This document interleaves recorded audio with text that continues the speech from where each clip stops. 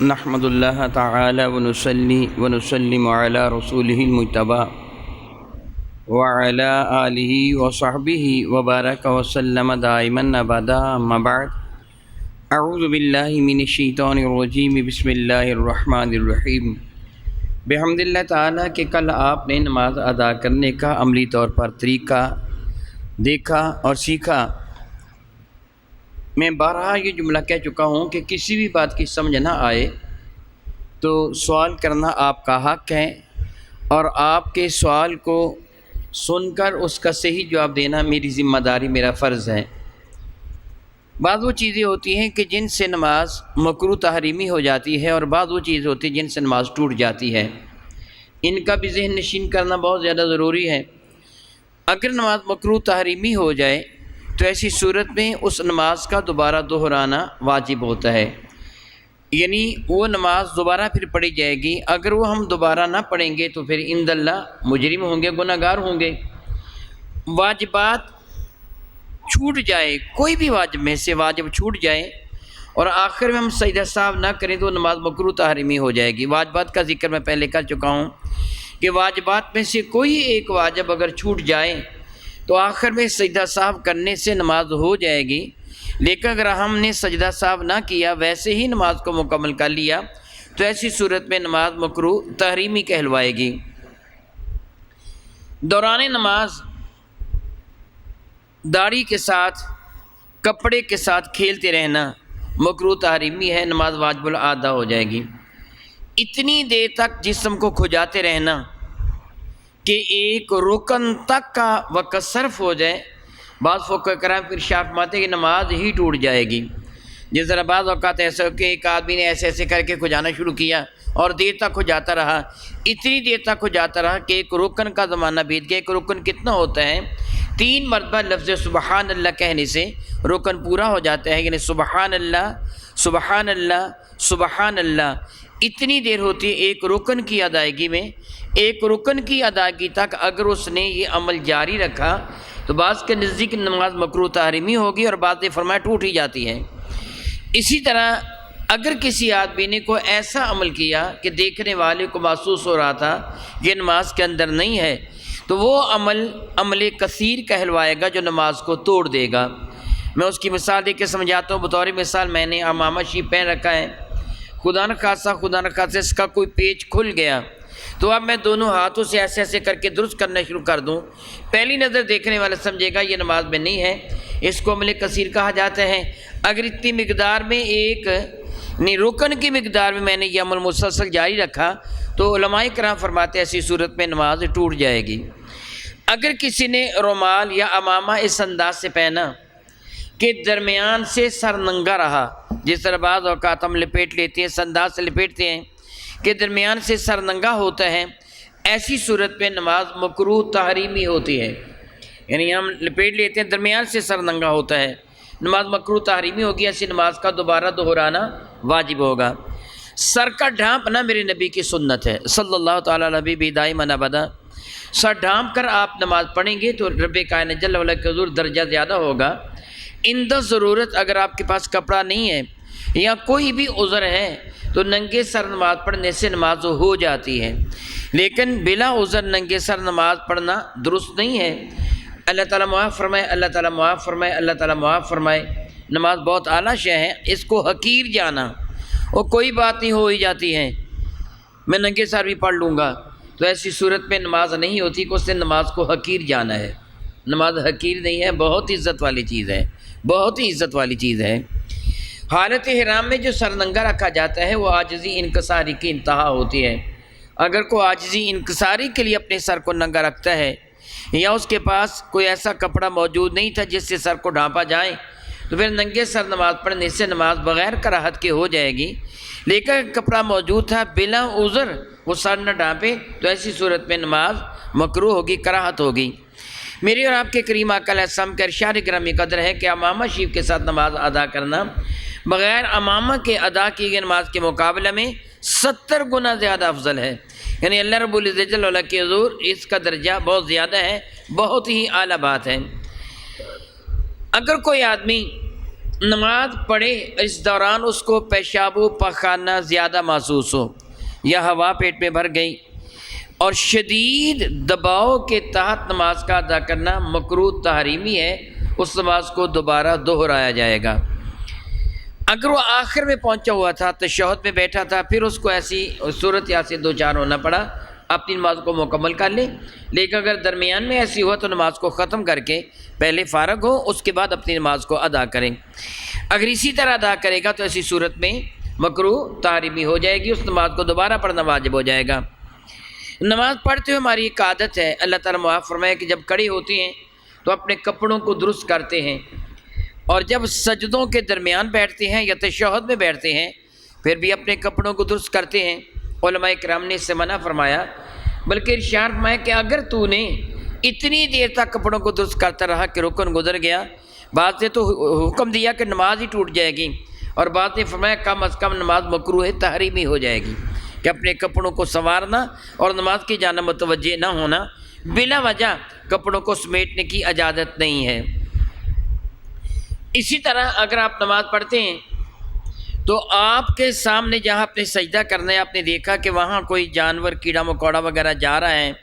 یا وہاں کوئی کینکری وغیرہ ہے، یا کوئی ایسی شے ہے کہ جس سے آپ کو نقصان پہنچے گا، مثلا چٹائی کا تنکا کھڑا ہے، آپ اس جگہ سجدہ کرنا چاہتے ہیں وغیرہ وغیرہ، تو ایک عمل کے ساتھ آپ اس کو درست کر سکتے ہیں، اپنے ہاتھ کے ایک عمل سے درست کر سکتے ہیں۔ یعنی کیڑا مکوڑا، آپ نماز پڑھ رہے تھے، جہاں نماز پر کیڑا مکوڑا جا رہے ہیں تو اپنے ہاتھ سے اس کو دور کر سکتے ہیں، یا وہاں کینکر وغیرہ بعد میں آپ کو نظر آیا، اپنے ہاتھ سے دور کر سکتے ہیں، یا کوئی تنکا وغیرہ کھڑا تھا، اپنے ہاتھ سے اس کو دور کر سکتے ہیں۔ دلیل اس کی یہ ہے کہ میری اور آپ کے کریم آقا تاجدار البوجم شفیع معظم رحمت عالم صلی اللہ علیہ وسلم نماز ادا فرما رہے تھے، دوران نماز میرے کریم آقا رسول عربی شفیع معظم رحمت کی مبارک انگلی پر ایک بچھو نے ڈس لیا تھا، اور اسی حال میں میرے کریم آقا رسول عربی نے اپنے نالین مبارک کے قریب ہی نالین مبارک موجود تھا، حضور نے اپنے نالین مبارک سے اس بچھو کو ہلاک کر دیا تھا، مار دیا تھا۔ یعنی عمل قلیل کے ساتھ اگر کسی آدمی نے درست کر لیا، مثلا کسی آدمی کی ٹوپی گر گئی اور عمل قلیل سے اس سے درست کر لیا تو جائز ہے۔ کسی آدمی کو یعنی اسی طرح کوئی اسے عمل کرنا پڑا تو عمل قلیل کے ساتھ، عمل قلیل سے مراد کیا ہوتا ہے کہ 3 مرتبہ سبحان اللہ کہنے کے وقفہ میں کم، یعنی دورانیہ جتنی دیر میں 3 دفعہ سبحان اللہ کہا جا سکتا ہے، اگر اتنا لمبا کرے گا تو وہ عمل کثیر کہلوائے گا، اس سے کم ہوگا تو عمل قلیل کہلوائے گا۔ جس طرح بعض اوقات کسی کو نزلہ زکام ہوتا ہے، وہ کپڑا پکڑ کے اپنی ناک کو صاف کرنا شروع کر دیتا ہے، اتنی دیر تک وہ ناک صاف کا طرح کہ عمل کثیر ہو گیا، تو اکثر فقہاء کرام یہی حکم دیتے ہیں کہ وہ نماز دوبارہ دہرائیں، نماز معاذ اللہ تعالیٰ ختم ہو گئی۔ نماز کے دوران ہاتھ باندھے رکھے گا۔ ہمارے ہاں یعنی حنفیہ کے نزدیک ہاتھوں کا باندھنا سنت ہے، امام مالک ہاتھوں کو کھلا چھوڑتے ہیں، لیکن یاد رکھیے کہ انگلیوں میں انگلیوں کو ڈھالنا مکروہ تحریمی ہے، یعنی انگلیوں میں انگلیوں کو ڈالنا یا اپنے پہلو پہ انگلیوں کو رکھنا یا دوران نماز دائیں بائیں دیکھنا یا آسمان کی جانب دیکھنا مکروہ تحریمی ہے۔ ایسی صورت میں معاذ اللہ تعالیٰ نماز کو دوبارہ پڑھنا واجب ہوگا۔ جو دوران نماز، یاد ہوگا آپ کو کہ میں قبل ازیں ایک بات عرض کر چکا ہوں کہ میرے کریم آقا تاجدار البوجم شفیع معظم رحمۃ اللہ نے بعض جانوروں کا نام لیا تھا کہ دوران نماز مرغ کی طرح ٹھونگ نہ مارنا، دوران نماز کتے کی طرح کلائیاں نہ بچھانا، یہ بھی مکروہ تحریمی ہے۔ دوران نماز مرغ کی طرح سجدہ کر ٹھونگ مارنا، یعنی سجدہ کیا اور مکمل سجدہ کیے بغیر سر کو اٹھا لیا، درست نہیں ہے، مکروہ تحریمی ہے، سجدہ صحیح طریقے سے کرنا ہوگا۔ کلائیوں کو بچھانا مکروہ تحریمی ہے، اگر کسی نے اپنی کلائیاں بچھا کے نماز ادا کی تو علماء فرماتے اس کو دوبارہ ادا کرنا واجب ہے۔ ذہن نشین فرما لیجئے، میرے اور آپ کے کریم آقا تاجدار البوجم شفیع معظم رحمت عالم صلی اللہ علیہ وسلم حالت سجدہ میں اپنی مبارک کلائیوں کو اپنے پہلوؤں سے جدا رکھتے تھے، حتیٰ کہ آپ کی بغل شیفہ کی سفیدی نظر آ سکتی تھی، یعنی اگر آپ نے محض چادر شیفہ اوڑی ہوتی تو بغل کی سفیدی نظر آ جاتی، لیکن جب آپ با جماعت نماز ادا کریں گے تو کونیوں کو اتنا نہیں پھیلائیں گے کہ آپ کے ساتھی کو تکلیف ہو، پھر آپ اپنی کولیاں اپنے پہلوؤں کے قریب رکھیں گے، البتہ پہلوؤں سے ہلکا سا جدا کریں گے، پہلوؤں کے ساتھ کونیوں کو لگا کے رکھنا یہ نماز میں خلاف سنت عمل ہے۔ البتہ نماز ہو جائے گی لیکن زمین پر بچھانا جائز نہیں۔ عورت کے لیے میں قبل ازیں یہ بیان کر چکا ہوں کہ عورت سمٹ کر سجدہ کرے گی۔ عورت اپنی کلائیاں اپنی رانوں پر رکھے گی، زمین پر نہیں، اپنی رانوں پر رکھے گی، زمین پر کلائیاں نہیں بچھائی جائیں گی۔ اسی طرح میرے کریم آقا نے ارشاد میں تھا کہ گیدڑ کی طرح یا لومڑ کی طرح دائیں بائیں دیکھو بھی نہیں۔ دائیں بائیں نماز کے اندر دیکھنا مکروہ تحریمی ہے، ایسی صورت میں نماز نہیں ہوگی۔ اگر خدا نخواستہ وہ دائیں بائیں دیکھتے اس نے اپنے سینے کو گھما لیا، اگر اس کا سینہ حرم کعبہ سے گھوم گیا الیاذ باللہ تعالیٰ الیاذ باللہ تعالیٰ، پھر نماز ہی جاتی رہی، پھر نماز ہی درست نہ ہوگی۔ بلا عذر شرعی ناک یا چہرے کو چھپا کر نماز کا ادا کرنا بھی مکروہ تحریمی ہے۔ آج کل کرونا وغیرہ سے بچنے کے لیے ماسک استعمال کیا جاتا ہے، اس کو عذر کہا جا سکتا ہے، اس کو عذر کہا جا سکتا ہے۔ بلا عذر اگر کسی آدمی نے اپنے ناک اور چہرے کو چھپا کر نماز ادا کی تو نماز مکروہ تحریمی ہوگی۔ جس طرح سردی کے موسم میں اس انداز سے چادر اوڑھی جاتی ہے کہ ناک اور منہ کو چھپا لیا جاتا ہے، فقہاء کرام نے ایسی صورت میں نماز کو مکروہ تحریمی گنا ہے۔ قصداً جمائی لینا، جس کو ہم پنجابی میں اواسی کہتے ہیں،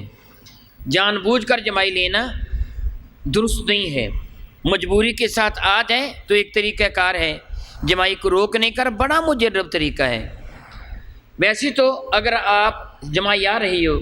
نیچے والے ہونٹ کو دانتوں کے نیچے لے کے دبائیں گے تو جمائی ختم ہو جاتی ہے۔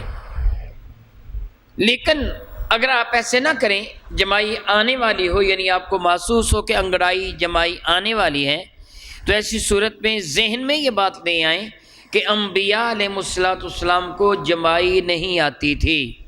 یعنی انبیاء علیہ السلام جمائی سے محفوظ ہیں کہ شیطان کے عمل سے ہیں۔ انبیاء علیہ السلام کو جمائی نہیں آتی تھی، میں ان کی سنت پر عمل کروں گا، یہ سوچ لیں، کبھی غور کر کے دیکھیں، سوچ کے دیکھیں،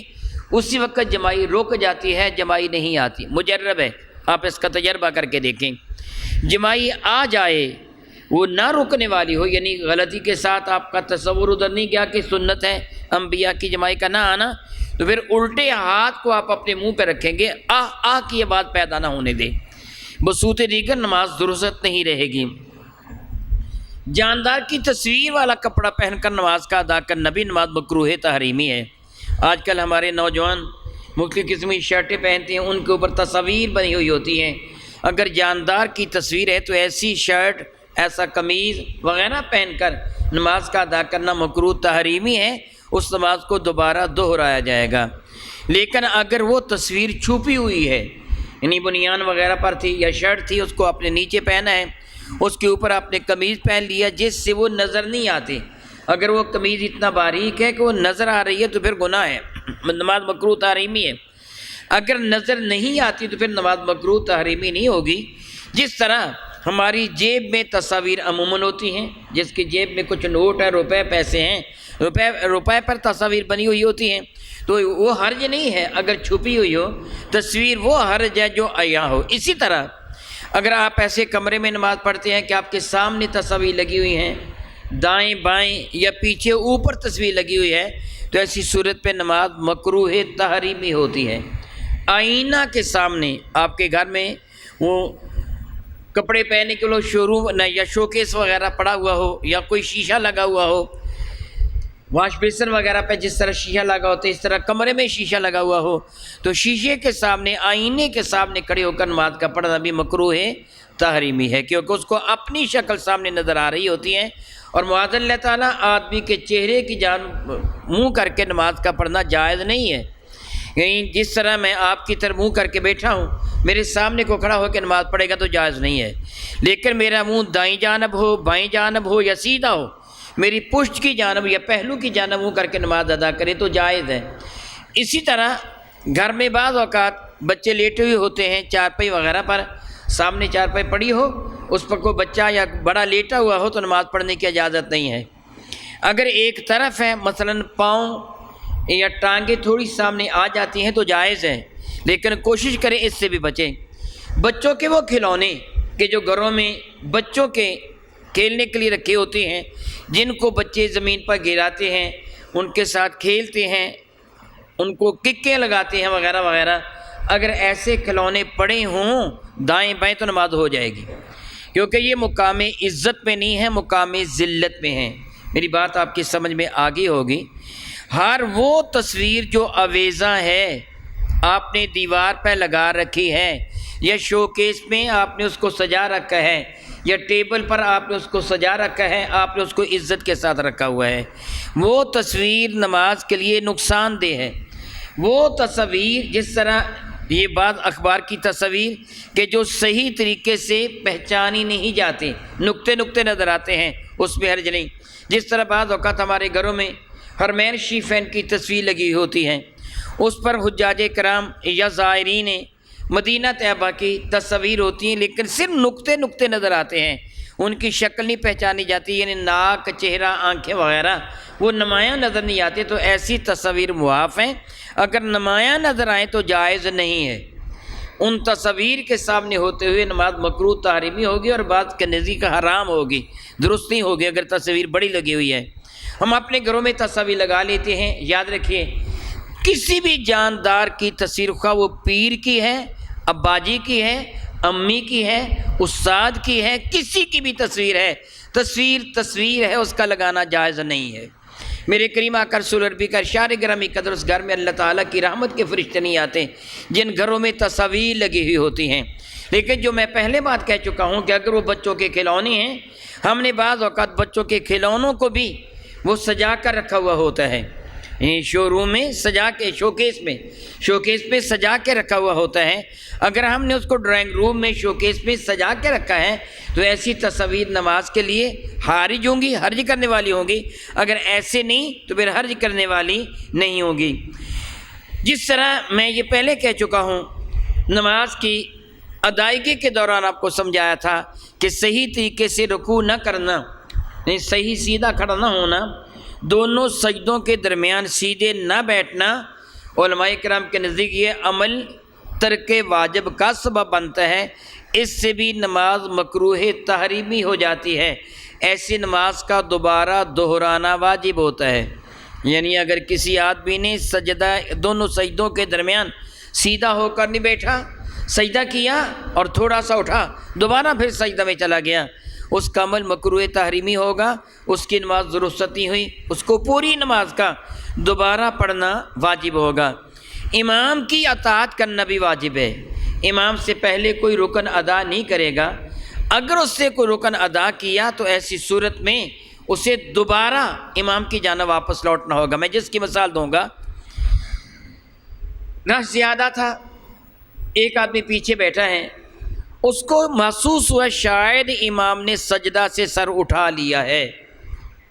اس کو محسوس ہوا کہ مجھے آواز نہیں آئی، یا کسی نے اللہ اکبر قریب کہہ دیا، یا اسے محسوس ہوا امام نے سر اٹھا لیا،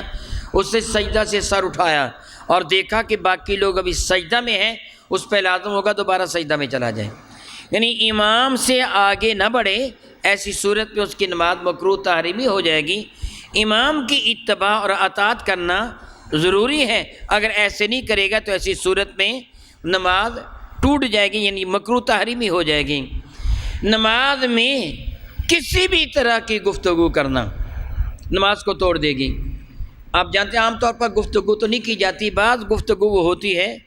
کہ جو ہو جاتی ہے بندہ کرنا نہیں چاہتا۔ اس کی میں مثال دوں گا، خدا نخواستہ کسی کے جسم میں درد ہو رہا ہے، کسی کے گھٹنوں میں درد ہے، یا وہ کمزور ہے، اٹھتا اسے اوہ ایسے کہہ کے اٹھائے تو اوہ کہنے سے نماز جاتی رہے گی، یعنی وہ جملہ جو پورا لفظ کی ادائیگی ہے، جو اپنے اندر کوئی معنی رکھتا ہے، وہ جملہ زبان سے ادا کرنے پر معاذ اللہ تعالیٰ سماذ اللہ تعالیٰ نماز ٹوٹ جائے گی۔ ایک ہی رکن میں بار بار کھجانا، فقہاء کرام فرماتے اگر 3 مرتبہ کھجایا تو ایسی صورت میں نماز ٹوٹ جائے گی۔ نماز کو مکمل کرنے سے پہلے بھول کر یا قصداً سلام پھیر دینا نماز کو ختم کر دیتا ہے۔ اگر قصداً پھیرا تو نماز ختم ہو گئی، بھول کے پھیرا ہے تو اس کو دوبارہ پھر شروع کرے اور آخر میں سجدہ سہو کرنے سے نماز مکمل ہو جائے گی۔ مثلا 2 رکعتوں کے بعد اس نے سلام پھیر دیا، سلام پھیرتے اسے یاد آیا کہ میں غلطی پر ہوں، میں نے 4 رکعتیں نماز ادا کرنی تھی، میں نے 2 رکعتیں ادا کر کے سلام پھیر دیا ہے، یہ میں پہلے ہی بتا چکا ہوں۔ پھر اس کو کیا کرنا چاہیے؟ کھڑا ہو جائے گا، بقیہ 2 رکعتیں مکمل کر کے آخر میں سجدہ سہو کرے گا اور سلام پھیر دے گا۔ لیکن اگر اس نے 2 رکعتوں کے بعد سلام پھیرنے کے بعد کوئی ایسا کام کیا جو نماز کے منافی تھا، مثلا اس نے کسی سے بات کر لی، اپنا چہرہ حرم کعبہ سے گھما کے دوسری طرف بیٹھ گیا، اٹھ کے دائیں بائیں کہیں چلا گیا، تو ایسی صورت میں نماز کو دوبارہ پڑھنا ہوگا۔ اگر کسی آدمی کو محسوس ہوا کہ میرے دانتوں سے خون نکلا اور خون اس مقدار میں نکلا کہ حلق میں اس کا ذائقہ محسوس ہوا، تو ایسی صورت میں نماز ٹوٹ جائے گی۔ کھانا کھا کر ہم آئیں اور نماز پڑھنا شروع کر دیں، کوئی ذرہ کھانے کا دانتوں سے نکلا، اگر اس کی مقدار فقہاء کرام ارشاد فرماتے ہیں چنے کے دانے کے برابر تھی، اس نے اس کو نگل لیا تو نماز ٹوٹ جائے گی۔ اگر اس سے کم تھی تو نماز نہیں ٹوٹے گی، اس پہ کراہت آ جائے گی۔ ایسی صورت میں کیا کرنا ہوگا؟ عمل قلیل کے ساتھ، یعنی تھوڑے عمل کے ساتھ، وہ ذرہ اگر دانتوں سے نکل کر منہ میں آ گیا ہے تو عمل قلیل کے ساتھ اس کو منہ سے نکال کر جیب وغیرہ میں ڈال لیں، مسجد میں نہیں پھینکے۔ یعنی وہ ذرہ اگر منہ میں نکل آیا ہے دوران نماز، زیادہ عمل نہ کرے، عمل کثیر میں نہ، عمل قلیل میں اس کو یعنی زبان سے باہر لائے اور پکڑ کر اپنی جیب وغیرہ میں ڈال لیں، نگلے نہیں اور نہ ہی تھوکنے کے انداز میں تھوکے۔ اگر وہ تھوکنے کے انداز میں تھوکے گا پھر بھی نماز جاتی رہے گی، اور اس کو نگلے گا پھر بھی نماز جاتی رہے گی۔ بعض اوقات ایسے ہوتا ہے کہ آپ نماز پڑھ رہے تھے، ہرمیشی فین میں یہ عام طور پر منظر آپ کو دیکھنے کو ملے گا، اللہ تعالیٰ آپ کو ہرمیشی فین کی زیارت کا شرف عطا فرمائے، کہ بعض اوقات اگلی صف میں جگہ خالی ہو جاتی ہے، وہ مقتدی آگے چلا جاتا ہے، صف خالی ہو جاتی ہے، تو صف کو پر کرنے کے لیے علماء کرام نے فرمایا کہ 3 سے کم قدم اٹھائے، 2 قدم اٹھا کر وہ جگہ کو پر کر سکتے ہیں، 3 قدم نہ اٹھائے بصورت دیگر نماز ٹوٹ جائے گی۔ اسی طرح ایک آدمی کی نماز بالفرض ٹوٹ گئی، خدا نخواستہ قبل ازیں میں مسئلہ بیان کر چکا ہوں کہ اگر نماز پڑھتے ہوئے کسی آدمی کی نماز وضو ٹوٹ جائے تو اس کو کیا کرنا چاہیے؟ یعنی ایک صاحب میں اس کا وضو ٹوٹا، اس کو کیا کرنا ہوگا؟ تھوڑا سا سر جھکائے گا، اپنا ہاتھ اپنی ناک پہ رکھے گا اور سر جھکائے گا، یہ چیز کی طرف اشارہ ہوگا جس طرح کسی کی نکسیر پھوٹی ہو، نکسیر پھوٹی نہیں ہے اس کی، لیکن وہ عمل ایسے کرے گا، اس سے پتہ چل جائے گا اس آدمی کا وضو نہیں ہے، یہ نکلنا چاہتا ہے۔ اگر دیکھے گا اگر سطریں کم ہیں تو پیچھے نکل جائے، لیکن اگر سطریں زیادہ ہیں، زیادہ لوگوں کو ڈسٹرب کرنا ہوگا تو پھر ایک طرف کو نکل جائے، دائیں یا بائیں، باہر نکل جائے گا۔ اب اس کی جگہ خالی ہو گئی ہے، وہ آدمی جہاں سے نکلا ہے جگہ خالی ہو گئی ہے، اب دائیں اور بائیں والے 1-2 قدم اٹھا کر اس جگہ کو فل کر لیں گے، لمبے قدم نہ اٹھائیں، دونوں جانب سے ایک قدم اٹھا کر اس جگہ کو مکمل کر لیں گے، اس طرح اپنی نماز کو وہ پورا کریں گے۔ اگر آپ کو میری ان باتوں میں سے کسی بات کی سمجھ نہ آئی ہو یا کوئی مسئلہ وضاحت طلب ہو تو آپ کو حق حاصل ہے کہ آپ سوال کریں، میں انشاءاللہ تعالی اس کا جواب دوں گا۔ اور یہ بھی کہ جس طرح میں پہلے بھی کہہ چکا ہوں، پھر بار بار کہہ رہا ہوں کہ آج جو میں نے گفتگو کی ہے آپ گھر جا کے سوچیں گے، اس گفتگو کے بارے میں اگر آپ کو کسی وضاحت کی ضرورت ہوگی تو آپ اس کو کاغذ پر لکھ لیں اور کل مجھے دے دیں۔ اگر اللہ نے مجھے زندگی دی اور اس کو منظور ہوا تو انشاءاللہ تعالیٰ میں اس کی وضاحت کی میں بالفعل وضاحت کر دوں گا، اس کا میں جواب دے دوں گا۔ اللہ رب العزت جل وعلا میرے کریم آقا کے صدقہ سے ہمیں صحیح ترین طریقے سے نماز ادا کرنے کی توفیق عطا فرمائے، آمین ثم آمین، وآخر دعوانا ان الحمد للہ رب العالمین۔